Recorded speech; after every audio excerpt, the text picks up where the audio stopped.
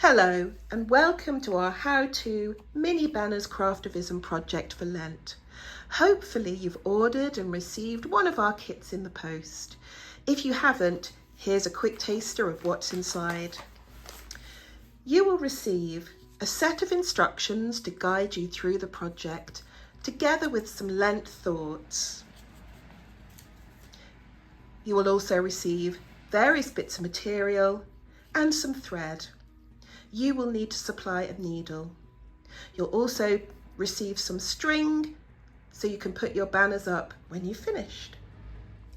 The first step with your mini banner project is to think of a theme that you want to work on.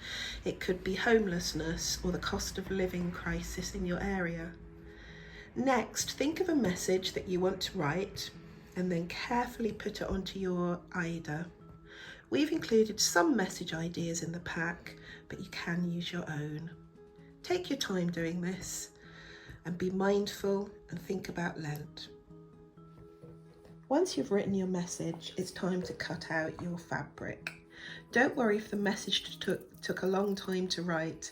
The whole point of this craftivism project is that it's mindful and it gives you time just to slow down during Lent. Once you've prepared your message and cut out the material, you can start sewing. We've used a simple back stitch and we found that 3 threads of embroidery thread was the best thickness to use. Take your time. If you're crafting on your own, you can think about Lent and what it means to you. If you're crafting with a group, you could think about the project that you're sewing about and your protest and how you're going to display your message. Once you've finished sewing your message, you can now choose some pretty fabrics to back it on. We've got some ideas here for you. You probably don't need to go out and buy something. People often have scraps of material left around the house. Think about how your banner might stand out and be seen.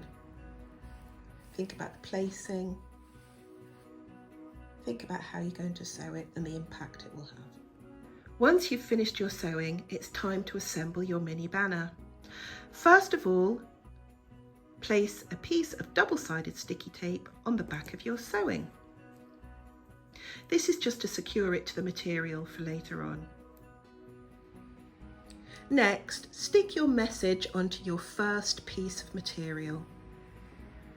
You then repeat this with your second piece of material, securing your whole message in place. Then continue your craftivism by embellishing the design and hand stitching round the message.